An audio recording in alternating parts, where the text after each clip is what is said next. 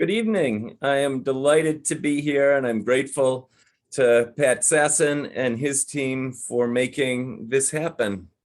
My name is Doug Bolton. I am a psychologist who's now in private practice with Formative Psychological Services in Northbrook. We also have offices in Chicago, but really my career has been working in schools and particularly in therapeutic schools. And now I'm doing consulting to schools and doing a lot of outreach to parents, especially as we try and understand and cope with the stress of COVID. So I'm going to pull up my screen right now and we'll get started. I think that there are a lot of important lessons we've learned from our journey with COVID so far, and these are lessons that I think are essential for us to take with us as we move on past COVID. The thing is, we're still in the storm, aren't we? This is still an incredibly difficult and challenging time in schools. I've never seen school teachers so stressed, students so stressed, really struggling with the re-engagement in school after being out for so long. And so after the storm, when we do get through this, you know, what's next? And I think that we can let history be our guide. That's my hope. You know, there were pandemics before this one. The Black Plague was the worst of those pandemics. It took 1 out of every 3 European lives. Can you imagine how devastating that was at that time? And another one is the Spanish flu. And we've heard a lot about the Spanish flu, but the thing that strikes me is that the Spanish flu took between 50 and 100 million lives in those 2 years. So far, COVID's taken 5 million lives globally. That's a lot, but not even close to the impact of the Spanish flu. The world turned upside down for both of those societies. But each time they moved from pain to possibility. What came after the Black Plague? The Renaissance, right? Where there was this incredible outgrowth of science and art and commerce. The entire world changed. And then after the Spanish flu came the Roaring 20s, again, there's this incredible art and commerce movement that really transformed the world. It's almost like when we shut down, there was an incubation period. And in that incubation period, people began to think differently. And when we came out, we were able to apply all of that different thinking. When things fall apart, we rebuild and we reconnect. We always have. And then we begin to think differently. That this disruption of the pandemic has always led to innovation. And it makes me wonder, what will we change as a result of this? Winston Churchill said, never let a good crisis go to waste. And I think the same is true for us now. The truth is that life was hard for many kids pre-pandemic. There was an epidemic of mental health issues in kids in the decade before COVID hit. Here are just some statistics. The rates of depression in the decade before COVID, rates of depression rose more than 60% for kids aged 7 to 17. From 2007 to 2015, the number of children and teenagers who were seen in emergency rooms with suicidal thoughts or attempts doubled. Here's the chilling one for me as an educator. The suicide rate for children is 2 times higher when school is in session. It's not just because of the weather either, because for adults, it's higher in the summer. For some kids, the stresses of school are pushing them to the edge, and more kids are being pushed to that edge. In September 2019, a remarkable thing happened. Students in high achieving schools were named as an at-risk group. The Robert Wood Johnson Foundation named the top environmental conditions harming adolescent wellness. And we know about the first several. Among them were poverty, trauma, and discrimination. That all makes sense. And now, excessive pressure to excel falls right in with those other risk factors. Children in high achieving schools can suffer significantly higher rates of anxiety, depression, substance abuse at least 3 times the national average. When a child's sense of self-worth is dependent on what they achieve, it can lead to anxiety and depression. Anxiety can come from worrying about keeping up with or outshining their peers, while depression can be caused by a failure to achieve. This is the life that many of our kids are living now in our schools. And I think we've got an opportunity, but I hope that we can take advantage of this opportunity that this pandemic has given us to rethink the pressure we put on our kids and reverse the mental health epidemic that is still gripping all the kids in our communities. COVID really began as a sprint, didn't it? We had to redefine everything. School and work all went to remote learning and remote work. Lots of things changed. And when we got to the spring of last year and we finally got through school, we were all exhausted, but we all felt like, okay, things are going to be back to normal in August. And then in August, it's like someone tapped us on the shoulder and said, this is a marathon and not a sprint. And I think this is a shift that our kids and our teachers and us as parents are beginning to realize. And it's a hard realization. In many ways, this has moved from it being an acute stress to something that's more chronic as we're trying to figure out, how do we make it through the year? Even though we're in school, everything is a little bit different. How do we make this journey? My dad used to tell this parable of a lumberjack competition where the 2 people in the finals, there was a young buck, maybe 22 years old, rippling with muscles. And then there's an old man in an old flannel shirt stepping up to it as well. And when they started, they both started chopping.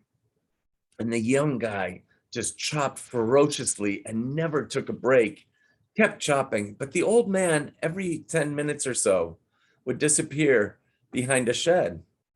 And then he'd come back and keep chopping. Everybody was shocked when the old man felled his tree first. And the young man, dripping with sweat, out of breath, congratulated him, but then said, "What were you doing behind that shed?" And the old man said, "I was sharpening my axe." I think that we need to do a lot of sharpening of our axes during this time. And my hope is that this talk can help us think about ways to do that. One of the things that we've heard a lot about is social emotional learning. I know that that's been a theme that you've heard about as parents. Social emotional learning has never been more important for students, but it's never been more important for us either. One of the things, social emotional learning, what it does is it makes us be aware of what our emotions are. Take a look at the definition of social emotional learning.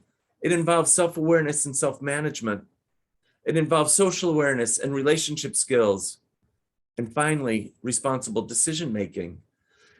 Bruce Perry, who's a remarkable clinician and researcher and speaker on resilience and trauma, says we need to regulate and relate before we can find reason. And take a look at how this fits with this model of social emotional learning. Regulation is all about being aware of what's happening for us emotionally and physically in our bodies. And self-management is our ability to manage that, to cope with that. To be able to relate, we need to have a social awareness. What's happening for other people? And we need to have the skills to be able to navigate complex social interactions. But if we have both of those things, then we've got a full brain ready to make responsible decisions. COVID has never been more challenging for us, but it's also been an SEL classroom for us, hasn't it? We have experienced emotions that we've never experienced before. And as adults, we've experienced worry for our kids. We've navigated things we've never had to navigate before. And this makes us aware of our own social and emotional lives. And we have all learned about ourselves during this time. We've all learned how these things impact our ability to show up for our kids, to show up at work, to manage our own lives. And here's the thing, that stress is the best teacher of SEL, because what happens when we're stressed is we learn new things about our social and emotional lives, and hopefully we are continuing to learn as adults, and as our lives change, we continue to learn how to cope with the stresses in our lives. Stress is also required for us to build resilience. We can't build resilience without stress. It just doesn't happen. So here's what I want to do. I want to talk about 4 guiding lessons from COVID. The first is we've learned about stress, and I want to give you a hint. Stress can be a good thing. So by 8 o'clock tonight, by the time we're done, I hope to have increased your life expectancy by 43% and decreased your anxiety and depression by 66%. Not bad, right? All within the next hour. Here's what they did a study years ago. They asked thousands and thousands of Americans, if you had to sum up how you feel about stress, which statement would be more accurate? Stress is harmful and should be avoided at all costs, or stress is helpful and should be accepted and utilized and embraced? 85% of Americans believe that stress has a negative impact on health, family life, and work. So some other researchers in 1997 took this data and interviewed 30,000 people with the following 2 questions. How much stress have you experienced in the last year? And do you believe that stress is harmful to your health? And then 8 years later, they followed up with these people, but they didn't follow up in person. All they did was they checked the death records. They just wanted to see who was alive after 8 years. And the data was interesting. The bad news is that the people who believed that stress, who were in the high stress, said they are experiencing a lot of stress and believed that stress is harmful, had a 43% increased risk of dying. But the good news is that the people, even if they were in the high stress condition, but believed that stress isn't harmful, didn't have any increased risk of dying. It didn't matter how much stress they were experiencing. If they believed that stress isn't harmful, they didn't have any increased risk of dying. And so there's a self-fulfilling prophecy that believing that stress is helpful makes stress helpful. It turns out that our beliefs about stress are more important to our health than our actual stress. And I had a hard time wrapping my head around this. I'm a psychologist, right? I believe in the power of our beliefs, but I had a hard time figuring out how do these things connect. But they followed up with research on this. And here's what they found. That the people who believe that stress is helpful, when they take a look at how blood flows through their arteries, their arteries, their blood vessels are dilated. But the people who believe that stress is harmful, they have a constricted blood vessels. What happens is when we experience stress, and then believe that stress is a threat to us, it triggers our stress response system in a way that believing that stress is helpful doesn't. This is the difference between having a heart attack and not having a heart attack at 48 or 52. I'm not making this up. If you want to, who wants to read a book about stress? I'm not sure if you do, but this is a great book, The Upside of Stress. And Kelly McGonigal, much of what we're going to talk about today, she talks about in this book. Here's what I want you to do. I want you to take a minute and I want you to think about a time in your life that was a period of significant personal growth, a turning point that led to positive changes or newly found purpose. Do you have one? A lot of people will say having children. Some people will say changing jobs. Some people will say a divorce did this, helping an ailing parent in the last years of their lives. These are some of the things that people have said in the past. And then here's the question, was it stressful? And of course it was stressful. Everything that I mentioned, having kids is wonderful, don't get me wrong, but it's really stressful, especially when you've got kids in high school. Getting a divorce is really stressful, but is often can be a turning point in people's lives. Caring for an aging parent, all of these things, changing jobs, all of these things are remarkably stressful. It turns out that the things that have meaning in our lives are stressful. And this is a very, very important thing as we think about how to understand the stress of COVID. Stress occurs when something we care about is at stake. If we didn't care about something, we wouldn't experience stress about it. Raising children increases our daily stress, doesn't it? Absolutely. And also the number of times we laugh and smile.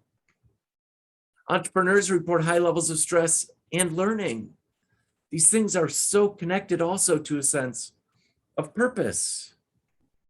Stress then is an inevitable consequence of engaging in roles and pursuing goals that feed our sense of purpose. Feeling stressed then is a barometer for how engaged we are in activities and relationships that we find personally meaningful. It's so important that we make this connection. The things that we're stressed about have meaning, and meaning and stress then are inextricably interwoven. Parenting has never been more stressful than it is now, and it's never been more meaningful. Our children, we are guiding our children through the most stressful experience, global experience of childhood that we've had in a century. So then how do we cope? We cope by getting back in touch with our values. So I want you to think about the values that led you to become a parent. Each of us who's become a parent has had to reflect. And when we decided to become a parent, we made decisions about why that was. And those decisions were based on really important values. What values led you to become a parent?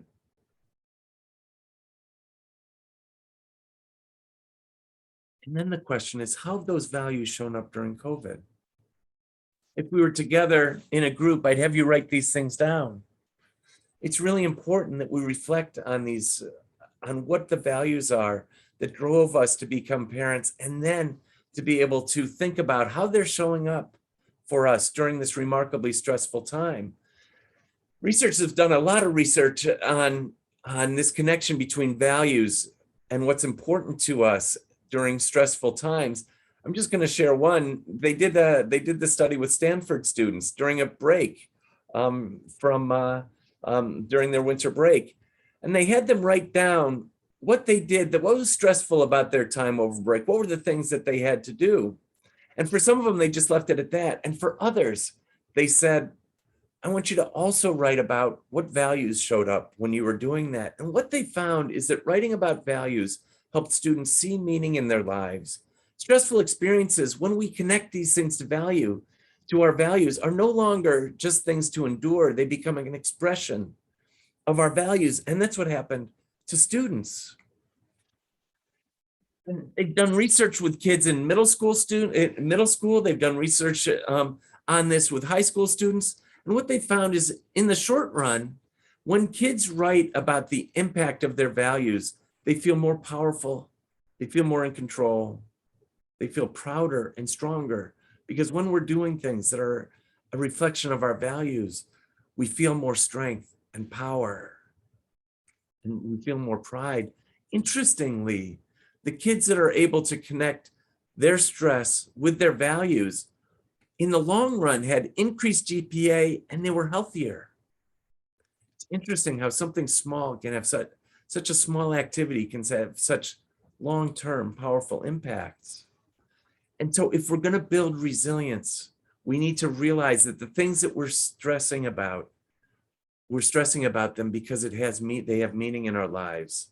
And that meaning is based on deeply held values. But it's exhausting, isn't it? It's exhausting for the teachers at Lake Forest High School, and it's exhausting for us as parents to navigate this time. Mary Jo Barrett, she's a brilliant clinician and speaker and writer who lives and who works in Skokie. And she talks about compassion fatigue, which is the exhaustion and subsequent symptoms that are the result of passionately, skillfully, and compassionately giving of ourselves to help others. That's what we've been doing during this time. So how do we navigate this, and how do we put all these things together? Well, this was pre-COVID, and the University of Rochester School of Medicine was dealing with doctors who were experiencing incredible amounts of stress, dealing with people who are dying, dealing with illness. They gave these doctors a depression and anxiety scale, and the average depression and anxiety score for people generally was a 15. But for these doctors, the anxiety and depression score was a 33, more than double. These doctors were suffering. And what they did, their Department of Psychology said, we want to embrace rather than avoid the relationship between suffering and meaning. We've got to help make this connection. And so what they did was they asked people to be fully present in the hardest moment and to create a community of other people who share and support this meaning-making mindset, this idea that what we are struggling with, we're struggling because of the meaning in our lives. So they did 3 things. They did a mindfulness exercise, then they did a story prompt where they wrote about, for just 5 minutes or so, about a topic, and then they shared their stories to find meaning.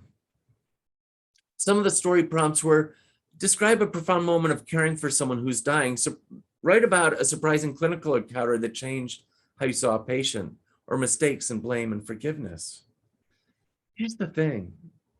We can do the same thing around our dinner table, or we can do the same thing as we're driving our kids to school. Some of the story prompts could be, how did you take care of someone else today? What was your biggest struggle today, and how did you handle it? What's something that brightened your day? It doesn't really matter what the story prompt is, as long as we get ourselves and our kids to talk about these stories. We need to answer these questions ourselves. Humans think in stories, and we try and make sense of the world by telling stories. We've got to tell our story of our COVID journey with our kids. We need to ask them about theirs. The doctors did this once a week for 2 months, and then once a month for 10 months, 18 meetings total. And here's what they found is after those 8 weeks, their depression and anxiety score dropped from a 33 to a 15. Remarkable, right? And after a year, when they were just doing it every month, it still dropped to below the norm, to an 11. This idea of creating a community is so essential. They also found that the doctors had more empathy, they were less overwhelmed, they were more curious, they were less resentful, and more grateful. And we can do this within our families. And we'll talk about how that might happen later on. Lesson 2, we're more adaptable than we imagined. You know, it's interesting, Tom Boyce did some great research on resilience, and what he found when he observed children in their homes and in school from preschool all the way up through high school, they would observe kids, they would give them questionnaires, and they would also take saliva samples. And what he found is that lots of kids experienced a lot of stress. And he said some kids are dandelions and other kids are orchids. What he said is that dandelion kids are kids who can survive just about anything the world throws at them. A dandelion can survive a thunderstorm. It can grow up in cracks in the concrete. But he said they're orchid kids. And those kids are more sensitive to their environment. You got to get the soil just right. They need the right amount of light and water to be able to survive, and storms can really impact them. And what he said is our kids are like this too. And if we can help the kids who are orchid kids, they can grow up into beautiful, beautiful flowers, right? 80% of our kids are dandelion kids. And that's what we found in our schools. And that's what parents have said, is some of our kids are able to ride these waves pretty well of COVID. And even though, who wants to grow up in the cracks of concrete, and who wants to have a thunderstorm beat down on them, but they are able to survive and be okay. They may not like it, They wouldn't have chosen it, but they're going to be okay. Resilience is the norm and not the exception. But we do have some kids who are orchid kids. About 20% of our kids are orchid kids. And for those kids, we need to be curious as we see them struggle. We need to wonder why. We often make assumptions about why they're struggling. And we need to ask and be curious. I wonder why this is harder for you than it is for your sibling. Don't assume we understand, oh, they're just lazy, or they don't seem to care, or it's the teacher's fault. You know, what we want to do is we want to be able to say, I wonder why this is harder. Let's ask, let's be curious. Let's see if we can figure out how we can change the soil, the environment for the kids, our kids who are struggling more. But we really need to be curious. That's one of the most important things, is that we ask. The bad news is that some kids are going to be more vulnerable than others. COVID's been an accelerant. What we know is that for marriages where that have been strong, and families that are closely connected, that COVID brought a lot of families closer together, pulled marriages closer together. But vulnerable children and families have been at greater risk throughout COVID. For children in high achieving schools in particular, there are 3 drivers of distress. These are things we can control, but these are the things that kids struggled with prior to COVID, and they're going to be even more vulnerable to during COVID. The first is a major driver of child well-being during COVID is how the parents are functioning. If as parents we are arguing and at each other, it's going to impact our kids' response to COVID. If we're struggling in our marriage, we need to take care of that in order to support the mental health of our children, if not our own mental health. The second is children's perceptions that their parents are dissatisfied with them, as when parents point out all the ways that their children are falling behind, our anxiety about whether they're falling behind. And then when we nag them about it, it makes it harder. And if we're in a bad mood, or if we struggle with depression or anxiety ourselves, these are going to be predictors for our kids to be depressed and anxious. If we've got mental health issues, let's take care of those now. If they've gotten worse during COVID, let's lean in ourselves, because that's a predictor of child mental health issues. And finally, kids often perceive that we're critical of them and that we have unattainable standards. These are also predictors of childhood depression. When we criticize our kids because we're anxious about what's going to happen to them, when we say you need to hit this standard, you need to get these grades, you need to get into this school, it triggers childhood depression. When for so many kids are doing the best they can. Here's the thing, we often talk about post-traumatic stress, don't we? But there is a thing called post-traumatic growth. People who experience adversity often see positive growth afterwards and arise to an even higher level of functioning. The bottom line is that if we can manage ourselves and how we parent, if we can create communities where we're talking and processing and thoughtful, telling our stories about COVID, we can experience post-traumatic growth. A traumatic event, it turns out, is not simply a hardship to be overcome. Instead, it's transformative. It becomes a dividing line in people's lives. Here's the data on post-traumatic growth. People who have experienced the stress and come through it stronger, have an increased sense of inner strength, an openness to new possibilities in life. They have closer and often deeper relationships with friends and family. They have an enhanced appreciation for life and a stronger sense of spirituality. And here's the kicker. We talk a lot more about post-traumatic stress, but post-traumatic growth is actually more common than post-traumatic stress. If we can help our kids navigate this time, they are going to be stronger as a result of COVID. Resilience, it turns out, is learned, and they learn by experiencing it themselves. They learn by watching us be resilient through this stress.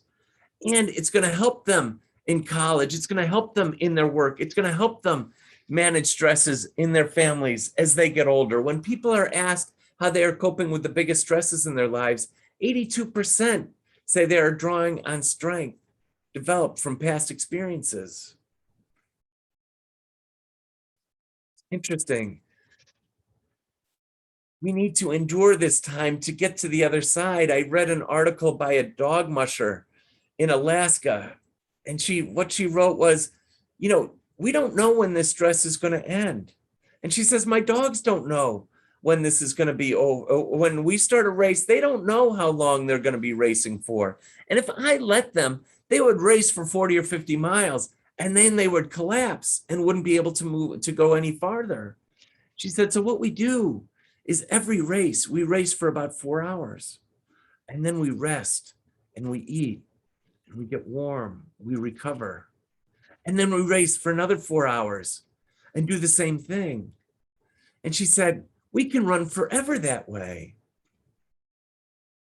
How long will this pandemic last? Right now, that's irrelevant. What matters is eating a nourishing meal, telling someone you love them, walking your dog, getting enough sleep.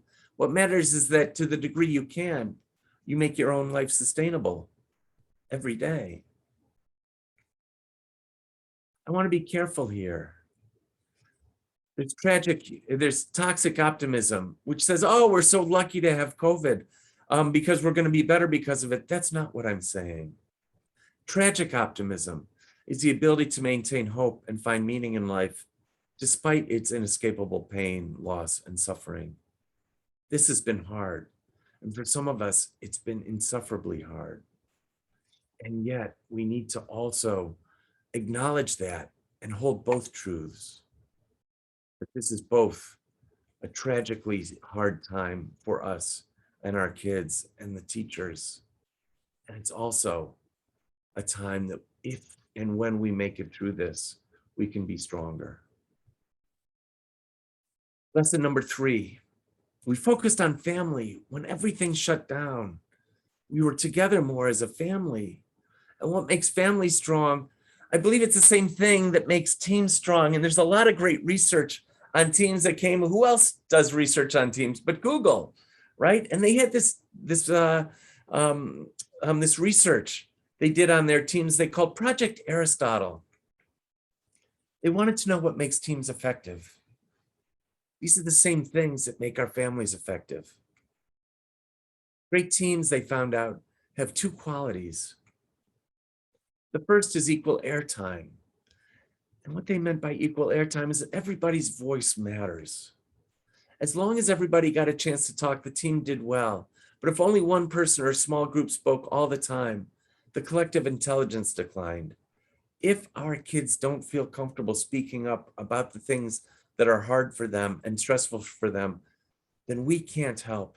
And our collective intelligence as a family declines. The second is, are we attuned to one another? All good teams had a high average social sensitivity, a fancy way of saying they were skilled at intuiting how others felt based on their tone of voice, their expression, and other nonverbal cues. What this means is, am I aware of what my kids are feeling? Are they aware of what I'm feeling? It's important that they know how we're feeling and we know how they're feeling, that they have a voice and that we're listening. This is the essence of psychological safety. What Amy Edmondson said is psychological safety is a shared belief held by members of a team that I can take risks here. I can take risks in this family, sharing things that maybe my mother or my father won't want to hear.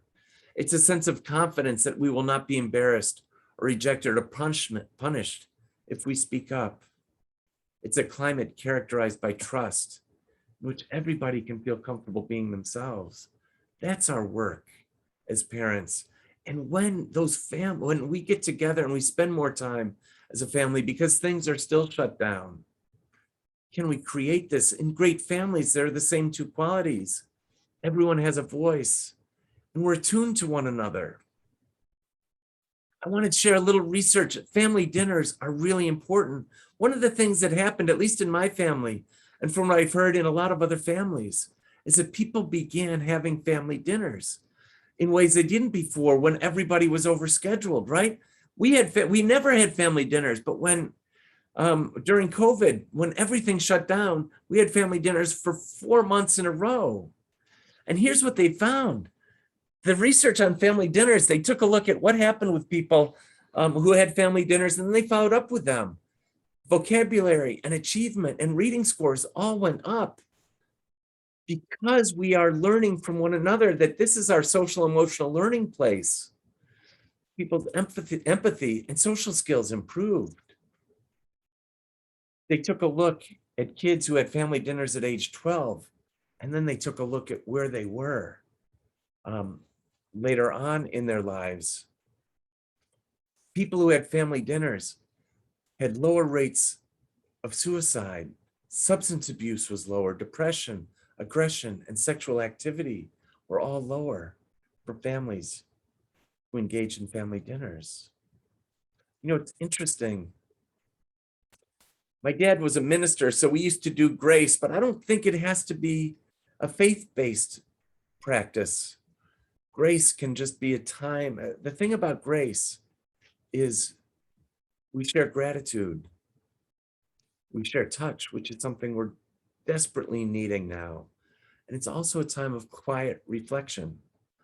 All of these things, what we know is all of these things are good and healthy at sustaining us during hard times. It doesn't have to be faith-based. We can just take a minute.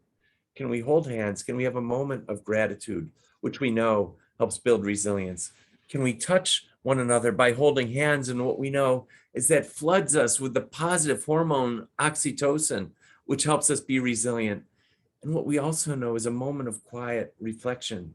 Mindfulness is healthy for us to be aware of what's happening in our body and to quiet everything just for a moment. Can we engage instead of rushing through dinner? Take 60 seconds. How important that can be. Family dinners are not about the broccoli, are they? It's about this time of community where we can connect and we can ask each other probing questions. We can listen. And the key is that we share these things as well. It's hard for us. It's important that our kids hear that we're anxious. It's important that our kids hear that we had a bad day at work. Because then when we step out of our comfort zone, and this is hard for me to do, it's hard for me to talk to my kids that I had a bad day, that I had conflict with someone that I work with.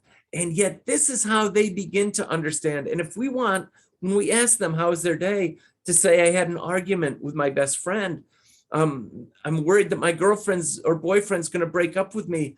If we don't talk about these things ourselves, why can we expect our kids to do that? Let's step out of our comfort zone. And the magic happens when we can all take these risks. Our children are watching us. How do we handle this? How do we talk about things that are hard for us? And they're learning in this moment. James Baldwin, I love this quote, children have never been very good at listening to their elders, but they've never failed to imitate them. They're watching. They will imitate us if we talk about our hard days at work, about our feelings of anxiety, times that maybe we've felt down or depressed, times that we've felt like we've overcome something. This is how they're learning. Let's not be afraid to share. Let's take that risk. And then finally, we learned about the pressure we're putting on our kids. You know, all of that data for high achieving kids was being collected pre-COVID. Something unexpected happened when things shut down. Sonia Luther, who does all this research, it's brilliant research. She said the well-being of these students actually improved.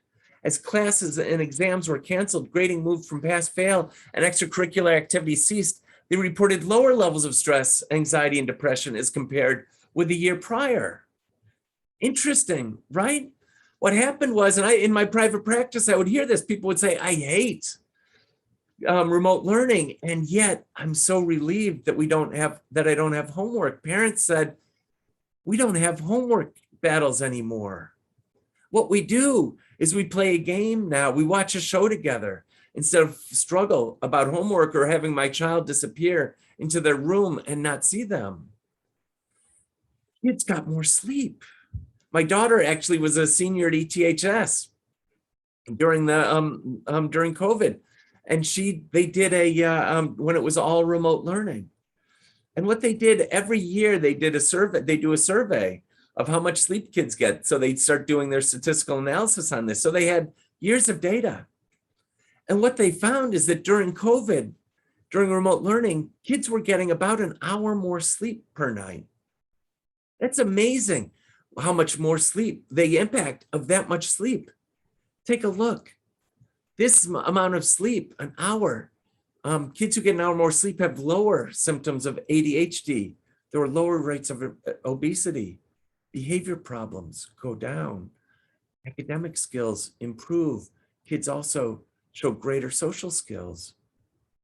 And the interesting thing is they've done research and followed kids throughout on the amount of sleep they get for years. And what they found is that compared to 1980, kids in 2010 and beyond are sleeping 1 hour less. Is it any surprise that kids are struggling more now than they did 30 years ago when they're getting so much less sleep? A sleepy sixth grader, it turns out, will perform in class like a fourth grader. A loss of 1 hour of sleep is equivalent to the loss of 2 years of cognitive maturation and development. We're making school harder for kids. We're making it more intense. And because we're doing that, and because they're so overscheduled, they're staying up later. And so they have less cognitive brain power in order to meet the needs of the academic skills that they're being asked to do. It's impossible what we're asking our kids to do. We overschedule them, and they overschedule themselves. And not only are they moving because they're on so many different teams, and they're in choir practice, and they're in the school play, and they're doing all of these service learning activities. We're expecting them to do all of these things, and it's exhausting for them. It's exhausting for us because we're constantly having to take them all of these different places and attend all of these different games, and it dysregulates us. And it dysregulates our kids. So we had slowed everything down. Suddenly kids weren't doing all those things, right? Kids were home. And it was heartbreaking to see their seasons end. And it was heartbreaking to see them in remote learning. And it was hard. And yet their depression and anxiety went down. But then, starting in the fall of 2020, we ratcheted everything back up. And the research saw that these improvements were short-lived. Beginning in the fall of 2020, as schoolwork ramped back up, the mental health of adolescents returned to pre-pandemic levels or worse. It's hard for our kids to have to do all of these things, especially in the age of COVID. What we're learning is that how our kids are growing up is inconsistent with our biology and our needs, our biological needs, and how learning can happen. What we know is that we need more movement. Sitting still and moving and sitting at home at night and doing 3 hours of homework after sitting still for 6 hours in school, we need more movement. We need to be outdoors more. We need to be collaborative. We need to work in groups more. But what happens when we work with one another on homework? We're cheating. Right? And yet we need to collaborate more. We need to have education that's more connected. We need to have kids who don't just go in and close their door to do their homework. We need to spend more time together as a family. We need learning to be focused on our curiosity, not on achievement and grades. And we need to take time to breathe and rest and take breaks. That's what we know is good for learning. That's what we know is good for our physical and emotional health. And yet what we do is just the opposite. I was lucky enough to be at a high school to give a keynote for their opening day. And before I went up, they had the students say, this is what we need from our teachers. They had a panel. And what these kids were saying, they could have been educational neuroscientists, right? They said, know our stories, ask us about what's happening in our lives. We need to go outside. We need more breaks. The stress of school is really hard. We need to do less homework. We don't get enough sleep because we have so much homework. We need tech checks. If you give us a few breaks to check our technology, we won't have to be on it all the time. And we need to be with other people. We miss them. This is the same thing we need to be doing at home. We need to give our kids these same activities in order to keep their brains active and in order to support their mental health. You know, it's interesting. If I went to my wife and I said, listen, I'm going to wake up every morning and I'm going to go play pickup basketball with this group of guys. And then I'm going to work from 7 until 4 every day. And then I'm going to go straight into practice with a garage band that I'm working with. And when I get home, I'm just going to I'm just going to warm something up and I'm going to take it into my office and I'm going to eat while I do work. And I'm going to do all my email and work at night. And then I'm going to go to bed at about midnight or 1 a.m. My wife would say, no way. I'm out if that's the life that you're living.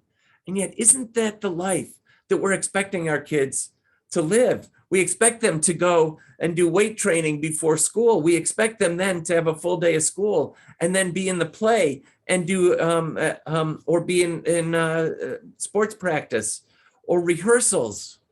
And then when they come home, we are upset if they don't have homework, aren't we, as parents? How are they going to be prepared for college if they don't have all this homework? This is the life that we're creating for them, one that we know is not healthy for us. Why would it be healthy for a 15, 16, or 17-year-old? Here's another warning for us, is there's a lot of worry. What's going to happen to all these kids who've lost all this learning? The thing is, brains are plastic now. The lower the stress, the more they're going to be able to grow. The more stress we put on kids, the less their brains grow and develop.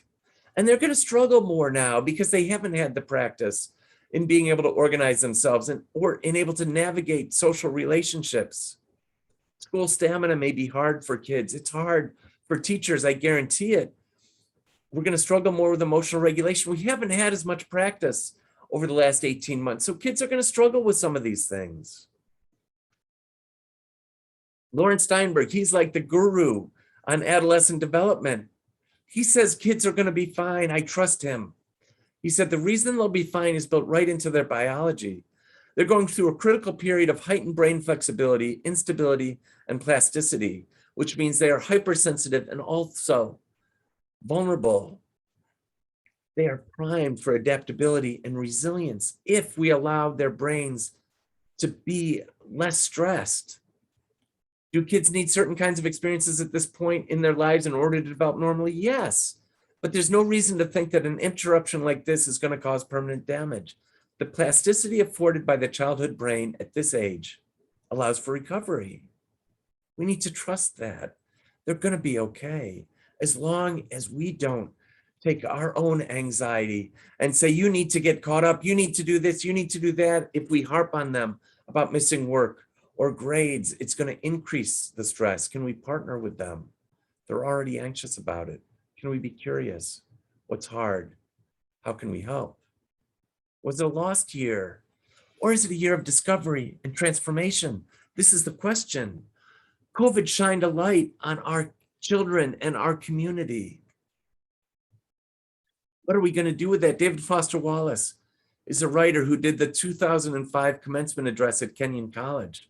And he told this story. He said there are these two young fish swimming along, and they happen to meet an older fish swimming the other way who nods at them and says, "Morning, boys, how's the water?" And the two young fish swim on for a bit. And then eventually one of them looks over at the other and goes, "What the hell's water?"